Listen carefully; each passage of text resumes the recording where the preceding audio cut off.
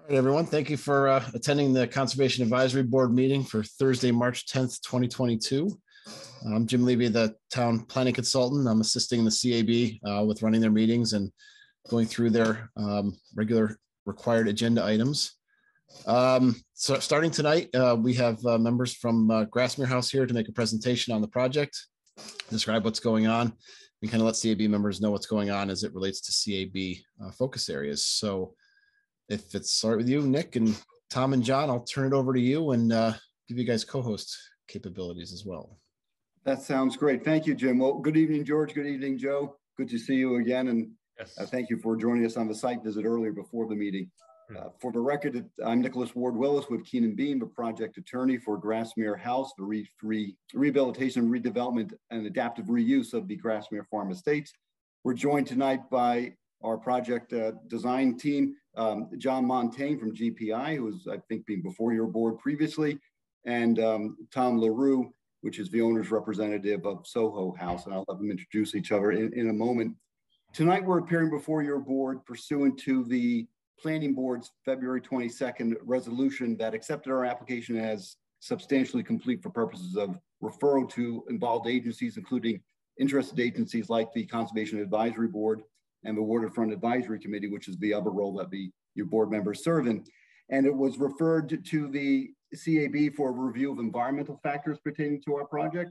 And it was referred to the Waterfront Advisory Committee for the purpose of determining consistency with the LWRP. This is not a new project. It's been before this board a number of times since 2013. And I know not all the members may be familiar with it, but what we're doing is sort of a rehash of what has been before this board previously.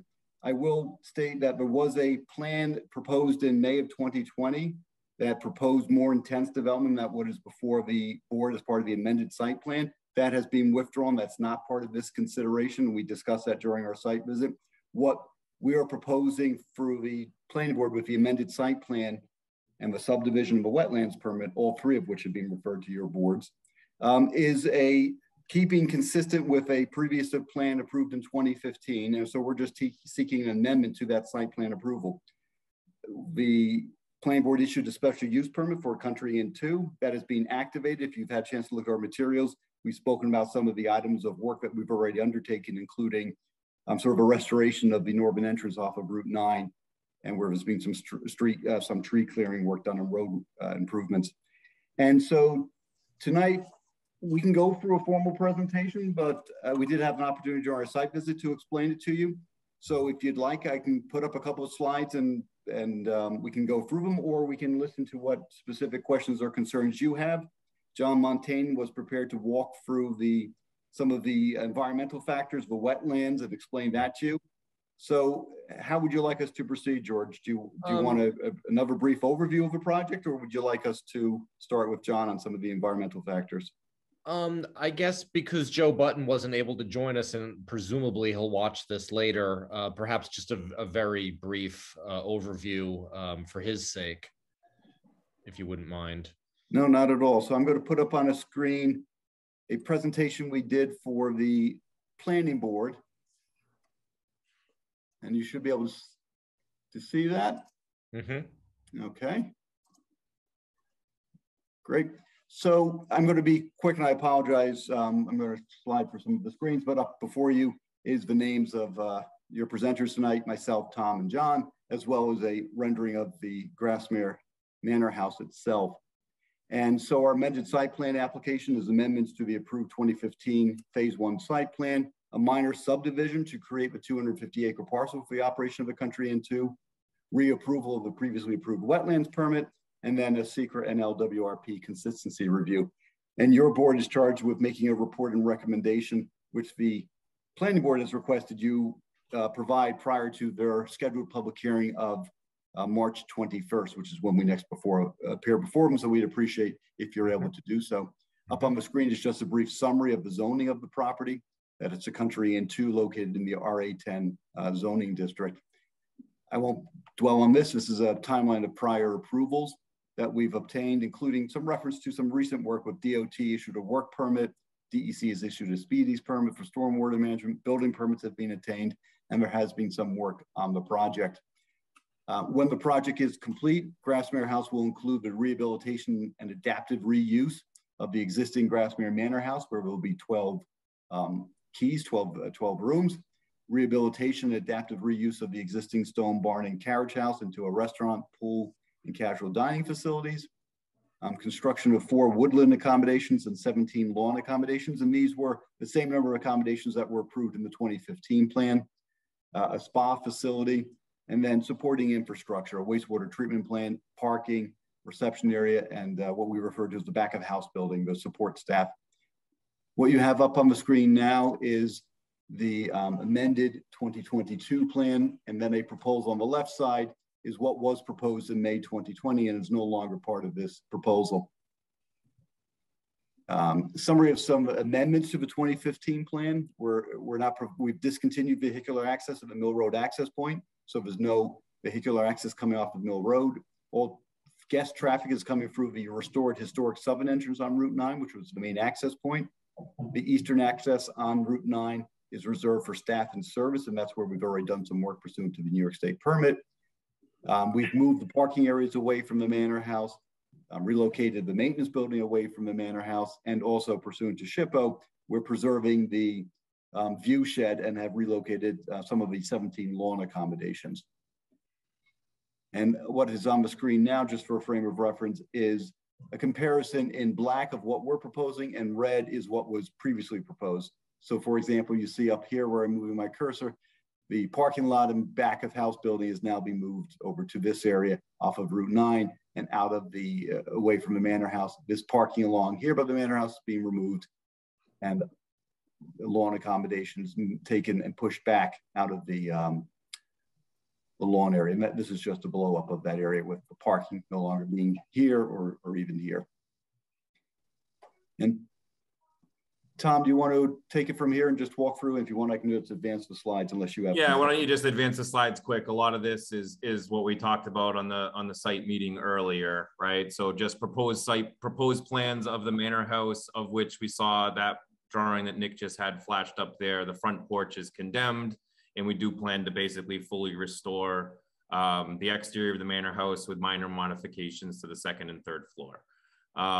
So the lawn accommodations, like we talked about earlier, those are the cabins to the left in number 7. As it relates to the shape of how they've kind of been laid out, we're respecting the wetland buffer that exists over there. John can talk about some technical stuff with the objective of ultimately keeping the view shed out of the Manor House out into the meadow as that kind of historic view shed that was important to everybody. So brief overview of what the program is. Just at a high level, 48 bedrooms, like Nick alluded to, 48 total bedrooms, and then the stone barns would be rehabbed essentially into restaurant, food and beverage dining experience.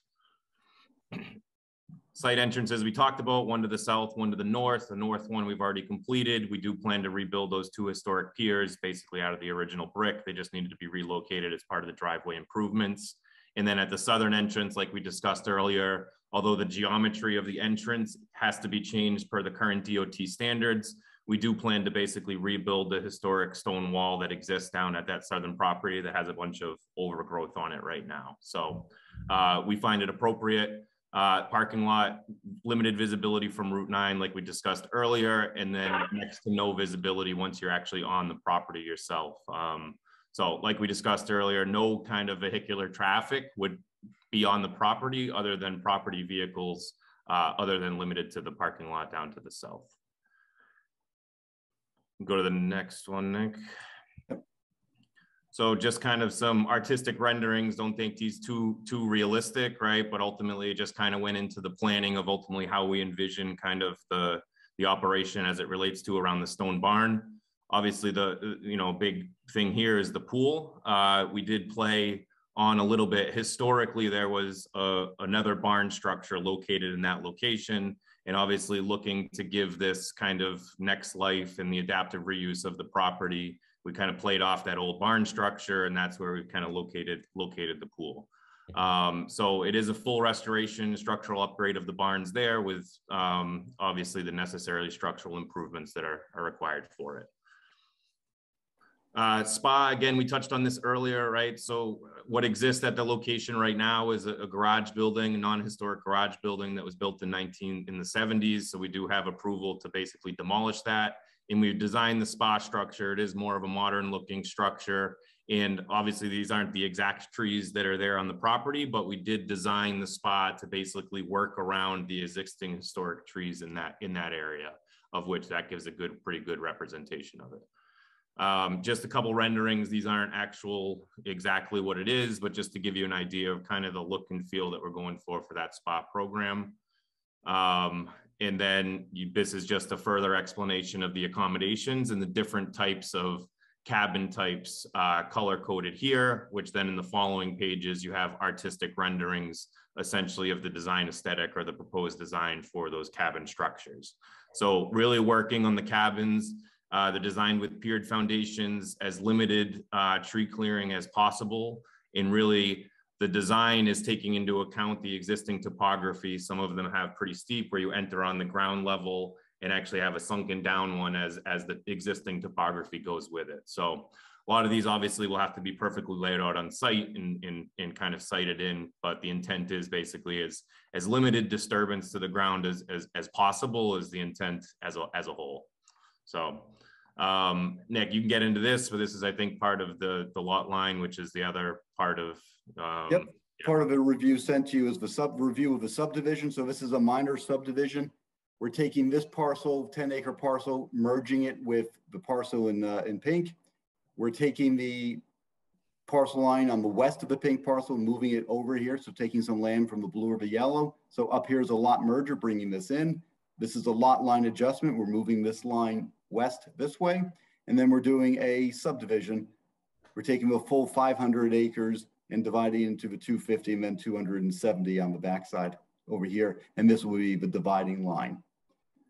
So that's the nature of a subdivision. It's a minor subdivision. It's been previously reviewed during the seeker analysis that was done back in 2013 and updated throughout the time period.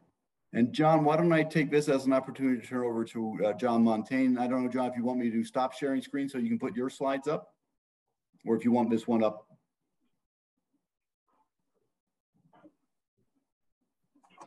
Muted. Do we have John? I got it. It was just having a little trouble unmuting. Sure. But yeah, I'm going to go and share my screen because I really want to focus on the wetland delineation, the impact on the buffers, and go through that for everybody. Good. Share my screen. Start here. So back in 2012, actually, the initial wetlands delineation was done for this site, and then it was updated again and expanded on in 2017 by GPI's wetlands biologists. There's a 5-year window on that, so we're right at that point where we've got to update it again, and we plan on doing that as soon as the weather breaks and gives us the opportunity here in the spring. So probably sometime late April or late March, early April. Unless we get this big storm again, and then we still have to wait for it to dry out. So what you see here is the delineation. There are 2 types of wetlands on this property. There is a DEC regulated wetland, which is in the northwest corner of the property. So this is the DEC wetland, and it actually ends right here. This was delineated with DEC in the field. They did not take jurisdiction of this little finger that goes up into the woodland. Everything else on the site, all the other wetlands that you see here, are existing drainage ways that go through the property. There are 4 man-made ponds that are on the site now. Those do have some wetlands around them. There's a wooded wetland up in the northeast corner of the site. And what you see then around that are the 100-foot buffers. The DEC buffer is regulated obviously by DEC. All the other buffers are actually town buffers that we have. So the next thing that we did is we took our design, worked through the grading on it, and then looked at how it would impact any of the buffers. One thing I do want to point out is there are no impacts to wetlands themselves from this project. Very large piece of property, got a lot of fingers of wetlands on it, but no impacts to the wetlands. We do have adjacent area impacts, and We had adjacent area impacts in 2013 when the special use permit and the original site plan was proposed. A lot of the wetland impacts in the buffers you'll see are actually historic ones that exist right now with the site as it is. For example, around the stone barns, there are existing encroachments of lawn areas and other things that are part of the stone barn complex right now that happen to sit within that existing buffer. The existing carriageway that goes through the site that's going to be reused from the southern entrance has a number of sections of it that run through the existing 100-foot buffers that the town regulates.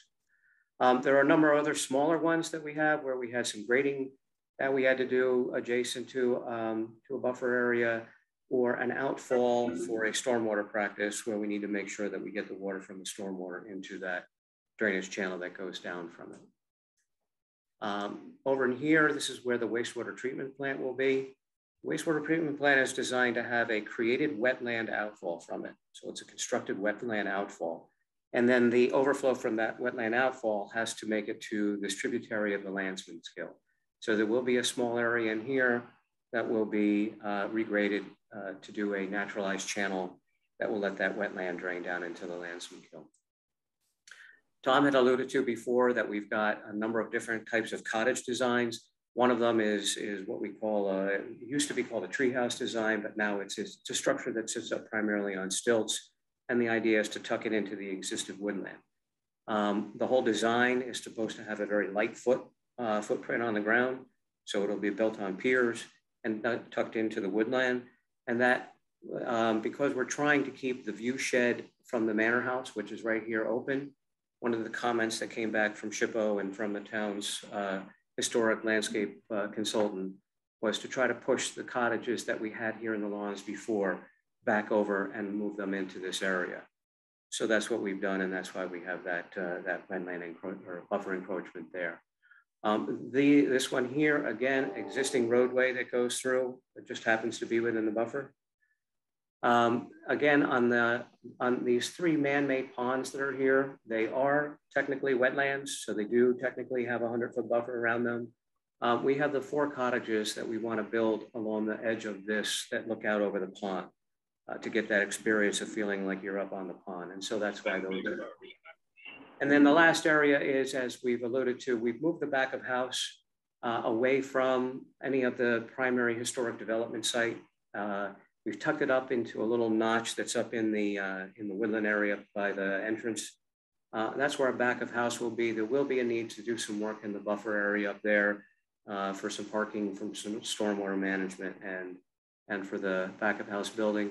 And then this is the old historic carriage drive that came in from the northeast entrance.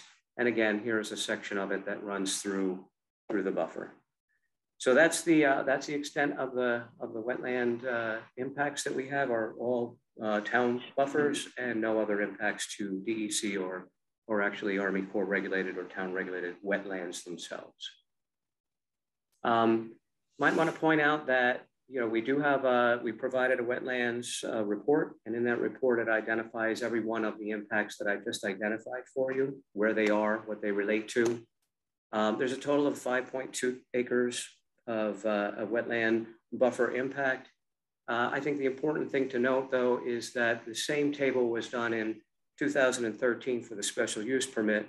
You'll see there were a number of other development impacts at that time. And at that time, there were 7.6 acres. So we've reduced that significantly from what was approved originally in the special use permit. And so that's the discussion on the wetlands. The only thing I also wanted to point out, and this was sort of the drawing that Tom had up, Nick had up before, we also did a natural resources inventory analysis that was used in our design for this site. Included in that was an evaluation of land cover, both cropland, pasture, woodland, deciduous and prime agricultural lands, and then delineation of the wetlands. And we also looked at things like slopes in excess of 15% grades and other similar characteristics. Did I lose you guys? My screen's still there? Still shared? I can see it. All right. And then we also did an inventory of the larger trees that are on the property, categorizing ones that we really wanted to look at preserving, and then ones that were just nice trees that would be worked into the design. And then the only last thing that we talked about is we did do back in 2020, we had done a natural resources inventory for threatened, endangered, and rare species. At that time, the Indiana bat was just going through its period of white nose syndrome decline. Based on that, it is no longer regulated. The only other species of any concern on this property was potentially the red-headed woodpecker. There was a sighting of it down on the other piece, on the 274-acre piece, way down in the woods. There was a big old hickory down in there that they sighted one, but on the 250-acre area that we have right now, we're all clear. So that's a summary of the natural resources in our wetlands. Thank you, John. So that really discusses it quite in depth, the environmental factors that the council, the board should consider. It does also dovetail into the LWRP policy. As you know, the town adopted its LWRP, its local waterfront revitalization program, in 2007. There are 44 policies. I'm not going to go through all 44 policies. We did provide with our submission to the planning board, which was referred to you, a secret technical memorandum. And on the last 10 pages of that document, we go through the LWRP policies. And I sent that to Jim late this afternoon. And I don't know, Jim, if you had an opportunity to forward it to the board members, but that goes through each of the policies. And so, for example, policy number 24A is make sure the project does not impair scenic resources that are incorporated within the Mid-Hudson Historic Scenic District and the Estates District. And clearly through our presentation, we've shown how we are not adversely impacting those scenic views. And another policy is to show how it's going to promote tourism. We've established how with issues, we're bringing people from the outside up to this area who will be visiting, who would otherwise not be coming to Rhinebeck. Policy 23, protect, enhance, and restore structures. We're doing that with the historic manor house. And again, there are other policies as well that are in the documents. Policy 23A, conserve, protect, preserve, and promote the adaptive reuse of historic structures. We've established that we've done that. So each and every time this project has come before the WAC, you've issued a positive recommendation finding that the planning board should make a consistency determination that this project is consistent. And given that we're doing less density and less construction than was proposed and approved previously, I think that same logic applies, and that I would urge this board to make that same determination that the WAC recommends that the planning board find our project is consistent with the aforementioned LWRP policies. And happy to go into more detail if necessary, but we did provide Jim with that summary of the consistency review. So we're happy to answer any questions, George or Joe, you may have that we weren't able to answer during our site walk or that have come up during tonight's presentation. I don't know about Joe, but I'm very glad I was able to go and see it in person. I don't think anyone can really appreciate just how spectacular that view is, and without being on site, and certainly see why there was so much emphasis on preserving it. But other than that, nothing that you brought up tonight. Do I have any specific questions about?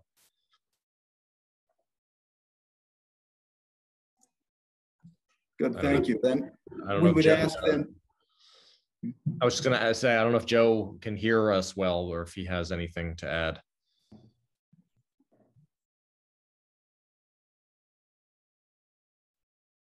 Sounds good. No news is good news. Right, yeah. I think he said I love it, but it was.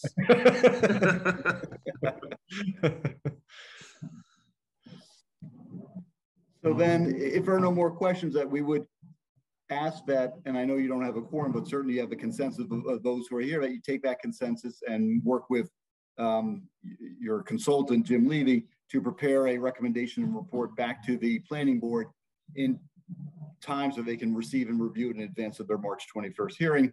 Absolutely. And hopefully it would be one that you find that our project is consistent with the LWRP and does not have any impact on the environmental conditions of the site. We definitely will have it prepared. Good, thank you. Much appreciated. So that concludes our presentation. I don't know, Jim, if there's anything else you need from us. No, if you guys are good, and George and Joe, if you're okay, I think, Nick, I think that probably closes this portion of the agenda. I have a couple things to discuss with George and Joe that you are welcome to stick around for if you'd like to. They're going to be boring internal technical issues, but yeah, I think sounds like we're good. And I appreciate you taking the time to come and talk with us tonight. And I don't know if Tom was just being polite or if he really would like to hear a pitch to be roped in at a future date. Absolutely. No, absolutely. So yeah. Jim, we'll connect through Jim. Okay, very good. And I'll take you up on that tour of the bed and breakfast. Okay, good. Thanks, guys. Appreciate it, George. Thanks, everyone. Thank you very much. Thank you very much.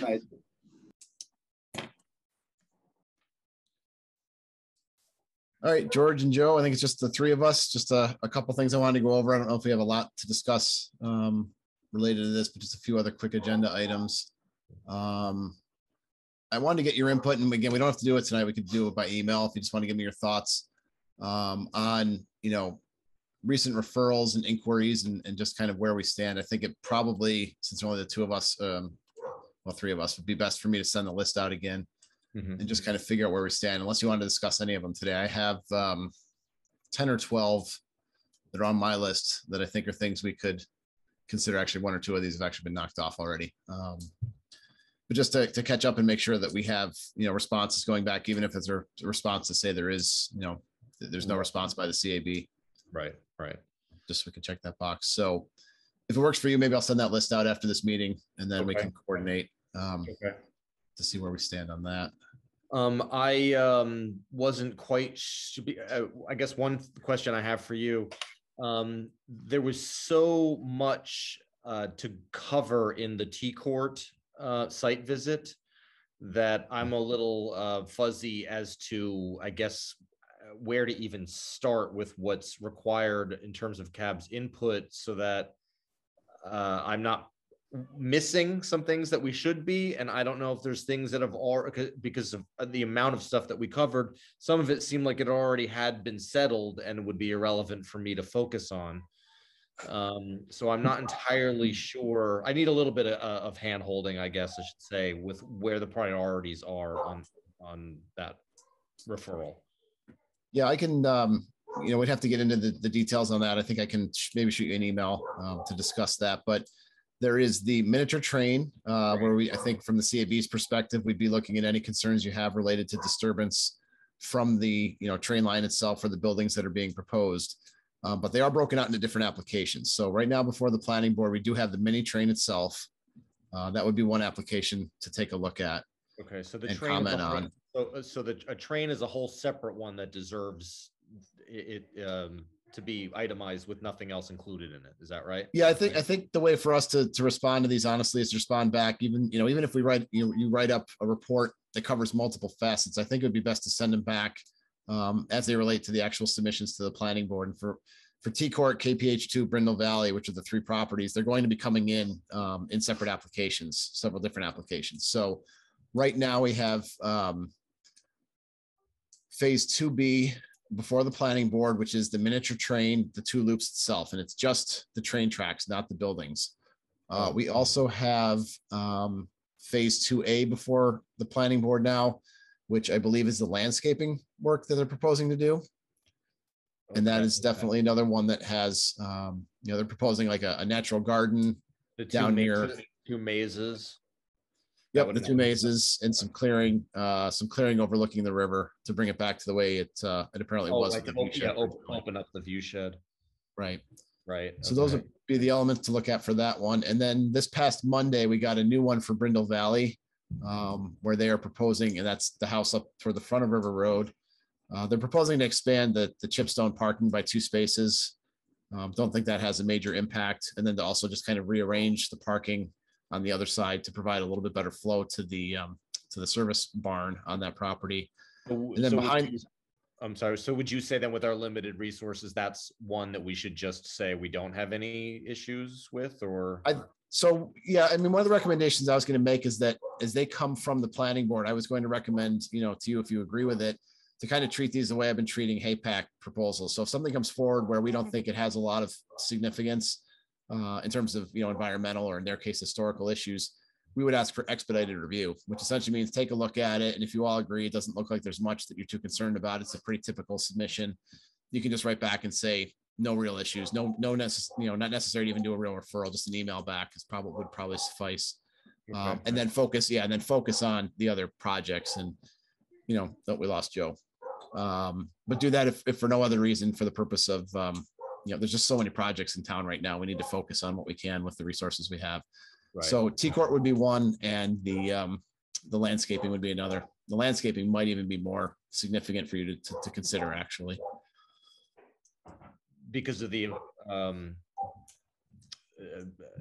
view shed, you're saying? Well, they are taking some trees down on the hillside, so you'd want to take a look to make sure you're comfortable with what they're proposing and what they're proposing to put back in. There is a slope there as it goes down to the Amtrak line. I don't think there's probably a whole lot to worry about with the mazes. Yeah. There is a naturalized garden, footpath type thing down by the down by the creek that runs through there. They're going to put a small bridge. Is that correct? Right. The foot. I don't see those as having major impacts, but it's certainly something to take a look at, just to. Right. That seemed to also have some historical precedent already there. I think they alluded to having found some infrastructure in place that will dictate where the garden goes. Right, and they've already laid it out on the site plan. Really what they're proposing to do is bring it back to what they believe is that kind of original state that's there. Right. So, again, when we're looking at any of this, it's a question of trade-offs and impacts. We have the historic preservation and bringing things back to the more historic fabric versus maybe some of the trade-offs we might have on the CAB side and the planning board side and those kinds of things. But yeah, so I would definitely prioritize those two over Brindle Valley. And I can shoot you an email with a couple thoughts I have on those. Okay. So the phase 2B refers solely to the 2 train loops, not the buildings. Correct. And then what was the name then? Is there a phase name for the part that has to do with the ground, the landscaping?